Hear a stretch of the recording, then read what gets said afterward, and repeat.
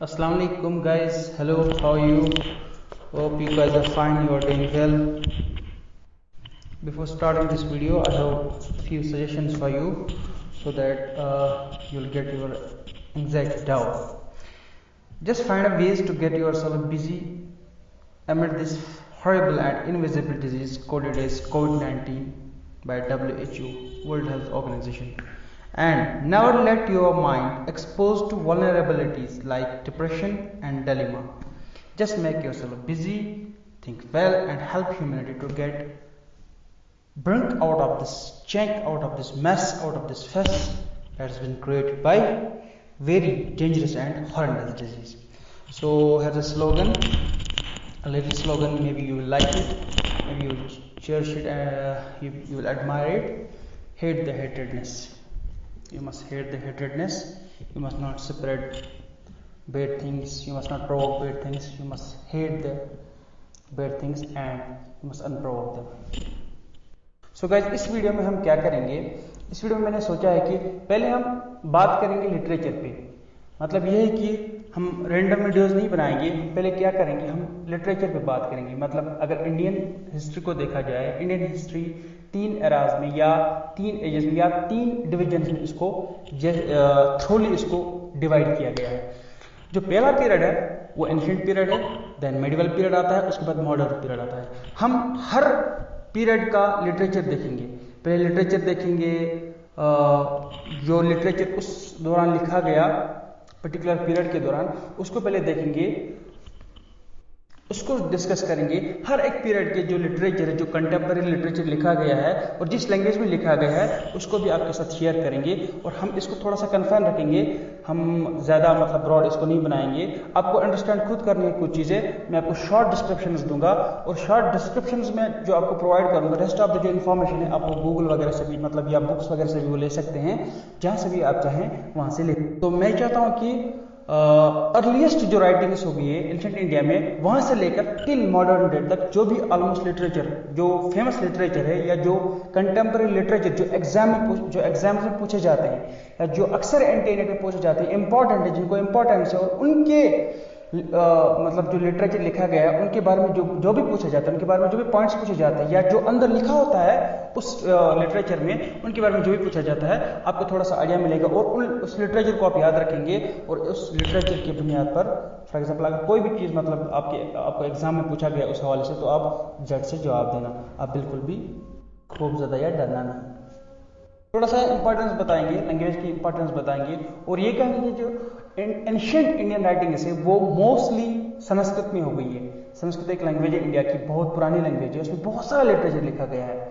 थोड़ा सा हम यहाँ पर पढ़ेंगे, आप थोड़ा देखेंगे। Ever since human beings have invented scripts, writing has reflected the culture, lifestyle, society and the polity of contemporary society. In the process each culture evolved its own language and created a huge literary base. हर किसी culture ने अपने as में अपने language को develop किया है। Language को डेवलप करने के साथ साथ उन्होंने बहुत सारा लिटरेचर भी लिखा है। This literary base of a civilisation tells us about the evolution of each of its languages. तो ये हर किसी एज के कंटेम्पररी लैंग्वेज के बारे में बताता है, जो लिटरेचर लिखा गया है, जो बुक्स लिखी गई है, या कंटेम्पररी पॉलिटी अगर आपको जाननी हो, सोसाइटी जाननी हो, इकोनॉमी जाननी हो, तो उसी लिटरेचर से आप वो जान सकते हैं, क्योंकि वो आपके पास फर्स्ट हैंड सोर्स होता है। And culture through the span of century. अगर आपको कल्चर जानना है, पुराना कल्चर जानना है, या तो आप वो आर्कियोलॉजिकल सोर्स से लेंगे या तो आप वो लिटरेरी सोर्स से लेंगे। लेकिन यहाँ पर हम पहले लिटरेरी सोर्स को डिस्कस करेंगे, पहले एंशिएंट इंडिया के लिटरेरी सोर्स को डिस्कस करेंगे। और इसमें संस्कृत का बहुत बड़ा रोल है, क्योंकि संस्कृत जो है वो mother of money Indian languages मानी जाती है। पहले हम डिस्कस करेंगे वेदास, उपनिषाद, पुराणास एंड धर्मसूत्रास, जो संस्कृत में लिखे गए, पहले हम उसको डिस्कस करेंगे। ये आपको याद रखना है, जो वेदास, उपनिषाद, पुराणास, फिर से मैं बता रहा हूँ, एंड धर्मसूत्रास, ये जो लिटरेचर है या जो बुक्स है, या रिलीजियस बुक्स है, जिनको माना जाता है कि रिवील हो गई है, अल्लाह की तरफ से आई है या ऊपर से आई है, आसमान से आई है, वही आई है, तो ये सारा जो ये है ये संस्कृत में लिखा गया है। There is also variety of secular and regional literature. By reading about the language and literature created in the past, we shall be able to understand our civilization better and appreciate the diversity and richness of our culture. All this was possible because of the language that developed during that time. ये सच है क्योंकि अगर आपको कुछ भी express करना हो या कुछ भी सीखना हो तो लैंग्वेज आपके पास, या कुछ भी बोलना हो, कुछ भी कम्युनिकेट करना हो, the language is most important tool through which you can communicate, you can develop your communication, और थ्रू यू कैन राइट और you can proceed your existing information to the next generation. पहले हम थोड़ी वेदास के बारे में डिस्कस करेंगे कि वेदास क्या है. The Vedas are the earliest known literature in India, यानी सबसे पुराना लिटरेचर जो हिंदुस्तान में लिखा गया है वो वेदास है. The Vedas were written in Sanskrit, इनको संस्कृत लैंग्वेज में लिखा गया, and were handed down orally from one generation to the another. अगर आपको जानना हो कि वेदास कैसे हमारे पास आई, कैसे हम वेदास को पढ़ते हैं, कैसे नहीं जानते कि वेदास संस्कृत में लिखी, तो आपको ये जानना है कि ये रिटन फॉर्म में नहीं आई, ये ऑरल फॉर्म में आई. मतलब एक पीढ़ी ने दूसरी पीढ़ी को सुना के ये आगे इसको पहुंचाया. मतलब ये रिटन डिटेल्स या रिटन डॉक्यूमेंट्स हमारे पास नहीं आए. You must know that preservation of the Vedas till today is one of our most remarkable achievements. ये बहुत बड़ी अचीवमेंट मानी जाती है अगर इन हिंदुस्तान के एंशिएंट लिटरेचर के बारे में बात करें, क्योंकि ये सबसे रिमार्केबल अचीवमेंट मानी जाती है, बहुत बड़ी अचीवमेंट मानी जाती है, क्योंकि ये कोई इजी नहीं है, क्योंकि इतना सारा कॉप्स ऑफ लिटरेचर, इतना पाइल ऑफ लिटरेचर हमारे पास आ गया है. सो ये जो प्रिजर्वेशन इसकी हो गई, ये एक रिमार्केबल या बहुत बड़ी अचीवमेंट मानी जाती है. To be able to keep such a literary wealth as the Vedas intact with the art of writing was not there, and there was a paucity of writing material is unprecedented in world history. अच्छा, पहले हम वेदास को just literal meaning में देखेंगे. Literally देखेंगे वेदास क्या कहते हैं या वेदास का क्या मतलब है. सिंपली जो वर्ड वेदा है ये इसका मतलब है नॉलेज, मतलब इल्म इसका मतलब है, या नॉलेज इसका मतलब है. हिंदू कल्चर में वेदास को क्या समझा जाता है, एटर्नल समझा जाता है या डिवाइन रिवलेशन समझी जाती है, यानी ऊपर से नाज़िल हुई. They treat the whole world is one human family Vasudhaiva Kutumbakam, यानी इसका जो स्लोगन है या इसका जो यूनिवर्सल मतलब आइडियोलॉजी है इसकी, तो वो है वसुदेव कुटुंबकम, यानी world is one human family. Simply Vedas 4 in number है. ऋग्वेदा, यजुर्वेदा, समवेदा, अथर्ववेदा, ये 4 वेदास है जो फिर डिवाइड होती है या तो अपनी हिम्स पे या तो इनके बहुत सारे लिम्ब्स हैं. Each Veda consists of the Brahmanas, the Upanishads and the Aranyakas. ये 3 इसमें डिविजन्स है, ये 3 चीज पे ये मुश्तमिल है. इसको हम आगे जाकर फिर डिस्कस करेंगे. Rigveda, Samaveda, Yajurveda are collectively known as Traji, T-R-A-G-I.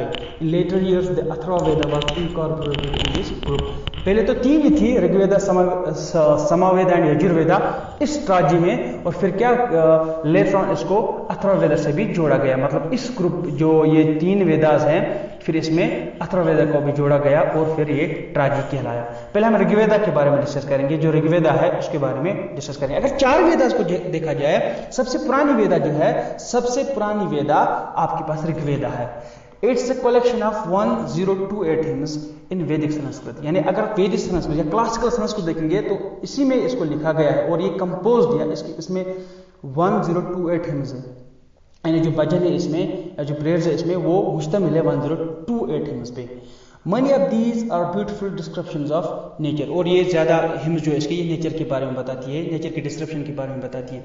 The prayers are largely for seeking worldly prosperity, यानी इसमें जो प्रेयर्स है तो आपको समझ जाना चाहिए जो इसमें हिम्स या प्रेयर्स है वो ज़्यादा वर्ल्ड प्रॉस्पेरिटी के लिए गाए जाते हैं, या वर्ल्ड की खुशहाली के लिए, मतलब दुनिया में खुशहाली हासिल करें या दुनिया में प्रॉस्पेरिटी हासिल करें, उसकी खुशहाली के लिए गाए जाते हैं या उसके लिए प्रे किया जाता है. ये आपको याद रखना है. अगर आपको कोई भी हिम पूछा गया ऋग्वेदा से तो आपको समझ जाना चाहिए कि अगर उसमें थोड़ा सा भी टेस्ट आपको लगे कि इसमें वर्ल्ड प्रॉस्पेरिटी के लिए मतलब ये हिम गाई गई है, तो आपको समझ जाना चाहिए एट द सेम टाइम कि ये हिम जो है ये प्रॉस्पेरिटी के साथ अगर है तो इसका जवाब फिर आपको वेदा चाहिए. एक ट्रिक है, सिंपल ट्रिक है, आपको इसको सीखना चाहिए.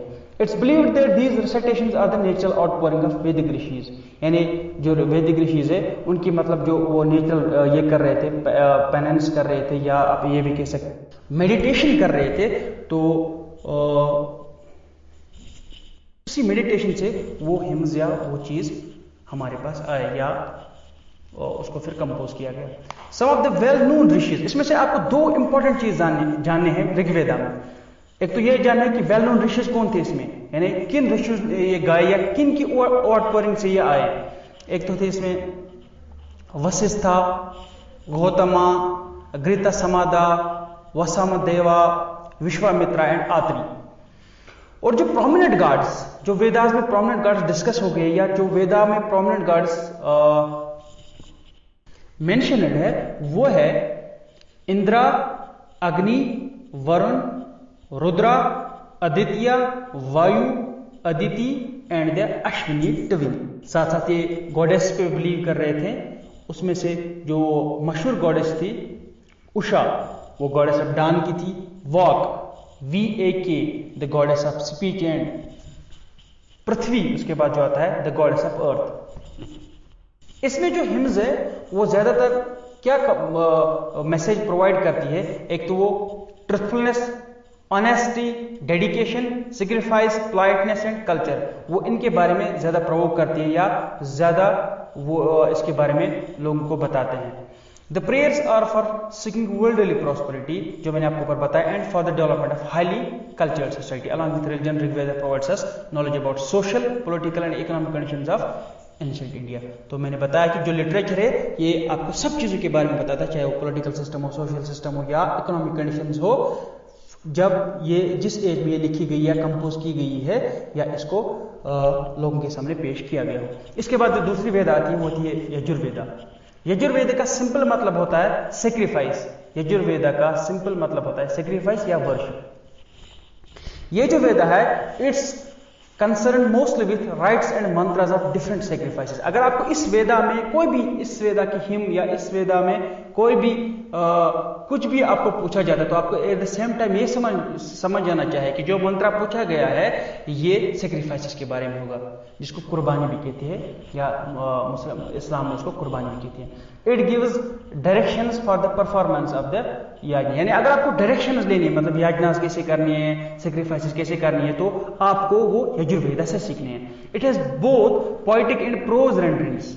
Being a treatise on rituals, it's most popular of the four Vedas. यानी सबसे मशहूर जो है फोर वेदास में वो है Yajurveda. There are two major branches of Yajurveda. दो इसके मशहूर ब्रांच, एक तो है शुक्ला एंड कृष्ण यजुर्वेदा। ये जो दो इंपॉर्टेंट ब्रांच है यजुर्वेदा के आपको याद रखनी चाहिए, Shukla and Krishna Yajurveda. This text reflects on the social and religious conditions of India at that time. ये भी आपको बताती है इंडिया के ancient social and religious conditions के बारे में मोस्टली। तो इसके बाद तीसरी वेदा आती है वो है समावेदा। समावेदा का मतलब क्या है? समा का मतलब है सीधे मेलोडी और सॉन्ग। ये जो वेदा है ये कंसिस्ट है 16,000 राग पे, यानी जो राग से ना इंडियन रिलीजन में वो 16,000 राग्स पे मुश्तमिल है, या आप ऐसे भी कह सकते हैं कि म्यूजिकल नोट्स पे। Out of total 75 versus only 75 और ओरिजिनल, यानी इसके सिर्फ 75 अपने ओरिजिनल नोट्स हैं या ओरिजिनल रागास है, बाकी सारे ऋग्वेदा से लिए गए हैं। The Samaveda prescribes the tunes for the recitation of the hymns of the Rigveda. It may be called the book of chants. समन भी आप इसको कह सकते हैं। This book is an evidence of the development of Indian music during this period. अगर आपको India के ancient music के बारे में या ड्यूरिंग ऋग्वेदिक टाइम्स के म्यूजिक के बारे में सीखना हो या मतलब जानना हो तो आपको वहां पर एट द सेम टाइम समावेदा को कंसल्ट करना होगा, तभी जाके आप जान सकते हैं कि हिंदुस्तान के एंशिएंट म्यूजिक के बारे में। इसके बाद जो इंपॉर्टेंट वेदा आती है वो आती है अथर्ववेद। अथर्ववेद जो है इसको हम दूसरे नाम से भी जानते हैं ब्रह्मवेद। हाँ, तो इसके बाद क्या है? It contains treatment for 99 diseases. The source of this Veda is traced to two rishis called Atharva and Angiras. ATHARVAH ये दो ऋषि है, एंड ANGIRAS अंगिरास, ये जो इनसे इसका ओरिजिन ट्रेस किया जाता है। The Atharva Veda is of immense value as it represents the religious idea at an early period of civilization. It has two branches. इसके दो ब्रांच से आपको याद रखनी चाहिए, बहुत इंपॉर्टेंट है, Paippalada and Shaunaka. PAIPPALADA and SAUNAK, क्योंकि ये डिफिकल्ट टर्मिनोलॉजी है, संस्कृत टर्मिनोलॉजी है, तो इनको पढ़ना मुश्किल होता है, तो इसलिए मैं स्पेल करता हूं ताकि आप इसको याद रखें या इसको राइट डाउन भी कर सकते हैं आप। This book gives detailed information about the family, social and political life of the later Vedic period. तो इसके बाद जो वेदास के बाद लिटरेचर है तो वो है इसके लिम्स, वेदांगास जिसको हम कहते हैं। In order to understand the Vedas, it's necessary to learn the Vedangas or the limbs of the Vedas. अगर आपको वेदास को समझना है तो you have to consult the Vedangas or limbs of the Vedas. These supplements of the Vedas provide education. शिक्षा जिसको कहते हैं, ग्रामर, व्याकरण, VYAKARANA, रिचुअल, कल्पा, KLPA, ये भी पूछे जाते हैं एग्जाम्स में अक्सर। Etymology, NIRUKTA, metrics, chhanda, CHHANDA, and astronomy, jyotisha, JYOTISHA. A good deal of literature grew around these subjects. It was written in the form of precepts in the Shutra style.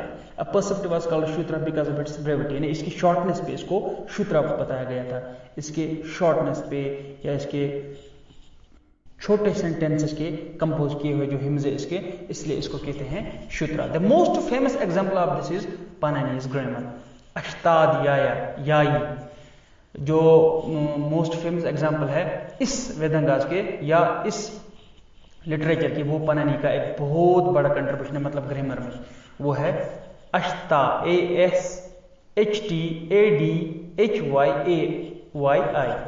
Which illustrates the rules of grammar, जो illustrate करते हैं, जो हमारे सामने बयान करती है, वाजिया करती है रूल्स ऑफ ग्रामर के, and also throw slide on society, economy and culture of those times.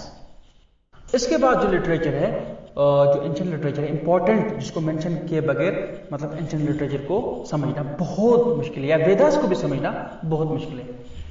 After the 4 Vedas a number of works called the Brahmanas were developed. तो वेदास के बाद जो वर्क्स डेवलप हो गए वो थे Brahmanas. These books gave a detailed explanation of Vedic rituals. यानी वैदिक रिचुअल्स के बारे में अगर आपको जानना हो, अगर आप उनके बारे में कोई इन्फॉर्मेशन चाहिए, then you have to consult Brahmanas and Aryankas especially. And instructions and deal with the science of sacrifice. अगर आपको साइंस ऑफ सेक्रीफाइस भी समझना हो, कैसे सेक्रीफाइस कर रहे थे, उनके रूल्स क्या थे या तरीका कैसा था, वो कैसे सेक्रीफाइस कर रहे थे, तो आपको लाजमी कंसल्टेशन करनी है ब्राह्मणास और आर्यंकास लिटरेचर को, तभी जाके आप रिचुअल्स और सेक्रीफाइस को समझ सकते हैं। The later portions of the Brahmanas were called the Aranyakas. जो इसके लेटर पोर्शंस डेवलप हो गए, पहले तो ब्राह्मणास थे सिंपली, तो जब इसके लेटर पोर्शन डेवलप हो गए, बहुत सदियां हो गई, मतलब बहुत सदियां लग गई कि इस लिटरेचर को डेवलप होते हुए, तो जो लेटर पोर्शंस थे इस ब्राह्मणास के, वो उनका नाम था आर्यंकास, ARANYAKAS, while the final parts of the Aryankas are philosophical books and named Upanishads। तो इसके आर्यंकास के भी जो आखिरी बुक्स थे जो कंपोज की गई या जो लिखी गई या जो डेवलप हो गई, तो उनको वो फिलोसफिकल बुक्स, वो फिलोसफी को टच कर रहे थे, उनको बोल रहे थे Upanishads. Is belong to the latest stage of the Brahmana literature. यानी सबसे लेटेस्ट स्टेज को अगर आप ब्राह्मण लिटरेचर को देखना हो या ब्राह्मणा लिटरेचर को देखना हो, तो आपको उपनिषाद जो है वो सबसे, यानी इसके बारे में अगर आपको थोड़ा सा क्रोनोलॉजी मतलब पूछा जाए कि उपनिषाद लेटर या अर्ली ब्राह्मण लिटरेचर में कंपोज हो गई कि या अर्ली या लेटर स्टेज में, तो आपको वहां पर झट से जवाब आना चाहिए कि जो ब्राह्मण लिटरेचर है ये लेटर स्टेज में डेवलप हो गई। Each of the 4 Vedas have their own ब्राह्मणा बुक्स, यानी हर वेदा की अपनी अपनी एक ब्राह्मणा बुक है। ऋग्वेदा है, ये बहुत इंपॉर्टेंट है, बहुत ज्यादा इंपॉर्टेंट है, जो अक्सर पूछा जाता है बहुत सारे एग्जाम में। Rigveda had Kaushitaki and Aitareya. ये तो बहुत डिफिकल्ट नेम है, मैं इनको स्पेल ही कर पाऊंगा, KAUSHITAKI एंड अतरिया, AITREY, आप इसको लिख भी सकते हैं। इसके बाद जो है TAITTERIYA, ये belongs to Krishna Yajurveda. And Shatapatha एक ब्राह्मणा है, ब्राह्मणा बुक है जो डील कर रही है यजुर्वेदा के साथ। Shatapatha SHATPATH belongs to Shukla Yajurveda. Tandava, Panchavimsha and Jaiminiya, TANDAV, PNCHVISH एंड JAIMANIAI YA belongs to Atharvaveda. तो आपको ये फैक्ट्स जो है याद रखने हैं, लाजमी याद रिमेंबर करने हैं, ताकि आप इनको एग्जाम्स के लिए याद रख सकते हैं, या एग्जाम में अगर ये पूछे जाएंगे तो आप इसको डेट से जवाब देना। It's through them that we get a detailed information of social, political and religious life of the people. आर्यकाज किससे डील कर रहे थे? आर्यकाज जो लिटरेचर था ब्राह्मणा से डिफरेंट, वो किससे डील कर रहे थे, उनका मतलब क्या काम था, वो मोस्टली किससे, वो उनकी एट्रीब्यूशंस क्या थी? Aranyakas deal with soul, birth, death and life beyond it, यानी आखिरत के बारे में, यानी जो लाइफ आफ्टर डेथ है उसके बारे में वो डिस्कस कर रहे हैं। This were studied and taught by man in Vanaprastha, that's munis and the inhabitants living inside the forests.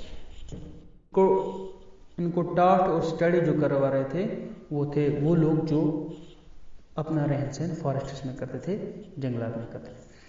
All these works पर, ये आपको याद रखना है बेसिक चीज इनके बारे में, जो ऊपर मैंने लिटरेचर डिस्कस किया, ये सारा जो है ये संस्कृत में था, यानी क्लासिकल संस्कृत लैंग्वेज में, बहुत जो संस्कृत की ओरिजिनल फॉर्म थी उसमें ये कंपोज किए गए। Initially they were handed down orally and were put to writing much later. पहले जो इनको हैंड डाउन किया गया या ट्रांसमिट किया गया from one generation to another generation, ये ओरल प्रोसेस में था, और बाद में क्या गया, बाद में लेटर पीरियड में इसको राइट डाउन भी किया गया, बहुत टाइम बाद। थोड़ा सा हम इसकी टाइम के बारे में बात करेंगे कि ये कब कंपोज हो गई है, ये इनको कब लिखा गया है। मैं एक बॉक्स पढ़ूंगा तो आप इसको थोड़ा देखेंगे। It's very difficult to determine the age of the Vedas and also the time they were written, यानी बहुत डिफिकल्ट है इनकी एज जानना, ये कब लिखी गई, बहुत मुश्किल है, क्योंकि इजी नहीं है, क्योंकि बहुत पहले लिखी गई है। तो मैक्स मुलर का जो मोक्षा मुल्ला के नाम से भी जाने जाते हैं इंडिया में, जिनका इंडियन हिस्ट्री में बहुत बड़ा कंट्रीब्यूशन है, वो क्या कहते हैं, उसका मतलब ये पॉइंट हम यहाँ पर लेंगे। वो क्या कहते हैं, Max Muller says that the Rigveda was composed before 1000 BC, यानी 1000 बिफोर कॉमन एरा से पहले वो लिखी गई है। While according to Lokmanya Tilak, अगर लोकमान्य तिलक की बात करें तो वो क्या कहते हैं, वो कहते हैं इट अपीयर्ड बिफोर 6000 BC, यानी 6000 बिफोर कॉमन एरा से पहले वो हमारे पास अपीयर हो गई। तो यहाँ पर एक इंपॉर्टेंट चीज मैं आपको बताने वाला हूं, वो है डिस्टिंक्शन बिटवीन श्रुति एंड मृति। ये डिस्टिंक्शन है, बहुत इंपॉर्टेंट है, आपको समझनी है। मैं आपके लिए पढ़ूंगा तो प्लीज आप ध्यान रखिए और इसको समझने की कोशिश करिए। Both Shruti and Smriti represents categories of text that are used to establish the rule of law with the Hindu tradition. जो श्रुति है ये solely for divine origin and contains no specific concepts of law, यानी इसको लॉ के बारे में, लेजिस्लेशन के साथ कोई भी ताल्लुक नहीं है, because of the divine origin. अगर इसको डिवाइन ऑरिजिन के हिसाब से आप जोड़ते हैं तो आपको ये जानना है कि इसको जो श्रुति लिटरेचर है उसको लॉ के साथ, लेजिस्लेशन के साथ कोई भी ताल्लुक नहीं है, कोई भी कनेक्शन नहीं है। It's preserved as a whole instead of verse by verse, इसको एज ए होल प्रिजर्व किया गया है instead of verse by verse, इसको वर्स बाय वर्स नहीं लिखा गया है। With Shruti the desire is more towards recitation. अगर आप श्रुति की लिटरेचर की बात करें तो जो डिजायर रहती है मोर टुवर्ड्स रिसाइटेशन, उनको रिसाइट करना, उनको दोहराना, and preservation of its divine attributes, जो डिवाइन एट्रीब्यूट्स है, डिवाइन नाम है, डिवाइन एट्रीब्यूट्स है, उनको प्रिजर्व करना, and not necessarily toward understanding and interpreting the oral tradition like that found in मृति। तो ये डिस्टिंक्शन है जो आपको बहुत इंपॉर्टेंट। उपनिषद को हम डिस्कस करेंगे, इंपॉर्टेंट लिटरेचर को डिस्कस करेंगे, उपनिषद के बारे में, उपनिषद को डिस्कस करेंगे, उपनिषद को डिस्कस करेंगे। उपनिषद के बारे में हमें ये पहले डेराइवेशन याद रखनी है कि इसकी डेराइवेशन क्या है, उपनिषद को हम किस तरह से मतलब समझेंगे, उसको किस तरह से हम इजीली समझ सकते हैं। उपनिषद के बारे में आपको याद रखना है, ये उपा से निकला है।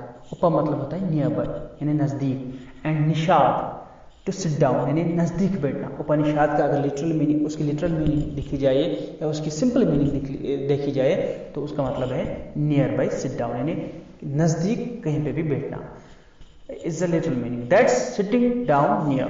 Groups of people sit near the guru, यानी जो शागिर्द थे वो अक्सर क्या करते थे, वो गुरु के नजदीक बैठते थे, to learn from him, उससे सीखते थे। in the guru shishya parampara, a tradition.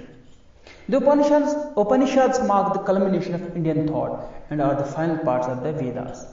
यानी वेदास के अगर फाइनल पार्ट्स आपको देखने हैं तो आपको उपनिषद्स को देखना.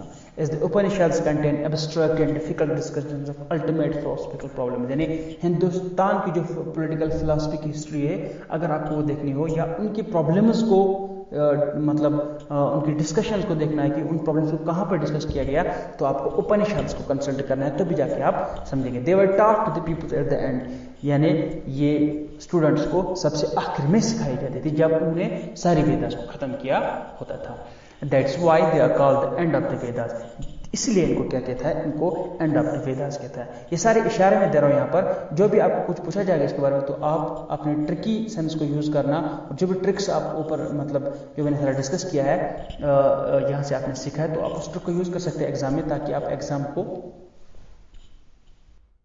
इजीली क्वालिफाई कर सकें, या हिस्ट्री में जो भी ऑब्जेक्टिव आपको इसके बारे में पूछे जाएंगे वो इजीली आपको आए. Vedas start with the worship of the manifest, is that's obvious and then slowly transformed to the knowledge of the unmanifest. There are more than 200 नून उपनिषद. अगर देखा जाए तो हमारे पास 200 नून उपनिषद जिनको हम जानते हैं. वन ऑफ विच, उनमें से एक उपनिषद है Muktika, MUKTIK, gives a list of 108 उपनिषद. ये हमें 108 उपनिषद की लिस्ट देता है. This number corresponds to the holy number of beads on a mala or Hindu rose. इसके बारे में थोड़ा सा हम पढ़ेंगे. Upanishads form an important part of literary legacy of India. They deal with questions like the origin of the universe. यानी किस के बारे में डिस्कस कर रही है? Origin of the universe, life, death, material and spiritual world, nature of knowledge and many other questions. अगर earliest उपनिषद को जानना है तो वो ये है बृहद आर्यनका, BRIHADARANYK, जो बिलोंग कर रही है शुक्ला यजुर्वेद के साथ. एंड चांद योगा, ये भी अर्लीस्ट उपनिषद है जो बिलोंग कर रही है समावेदा के साथ. Some of other important Upanishads are Aitareya, AITAREYA, KENA, दूसरी KATH, कथा उपनिषद. ये अर्लीस्ट उपनिषद है जिनको हम जानते हैं. तो गाइज ये लिटरेचर के बारे में वीडियो था. पहले हम लिटरेचर को जानेंगे, फिर लेटर ऑन हम क्रोनोलॉजी को पढ़ेंगे. तो पहले हम बेसिक चीज़ें सीखेंगे, फिर हम किसी पर्टिकुलर टॉपिक को उठाएंगे, चाहे वो एंशिएंट में से हो या मेडिवल में से हो या मॉडर्न में से हो. तो कल ये first part of the video था एंशिएंट लिटरेचर के बारे में. तो कल मैं आप सेकंड पार्ट ऑफ वीडियो बनाऊंगा, वो उसमें मैं डिस्कस करूंगा रामायण और महाभारत को. रामायण और महाभारत को डिस्कस करेंगे, तो वो भी फ़ायदेमंद साबित होगा एग्ज़ाम के लिए, या जो एग्ज़ाम आने वाले हैं, अभी NTA-NET का एग्ज़ाम आने वाला है, उसमें वो पर्पज़ रहेगा. तो guys I need your support, your recommendations and your justifications. I am going to accept them with big heart. Please tell me, and please remember to tell me if there are any faults or flaws in my videos, and let me know. I will try to rectify them. Okay, have a nice time and see you in next video. And please don't forget to subscribe or press the bell icon for the latest updates. See you in next video. Thank you, bye, take care, have a nice time.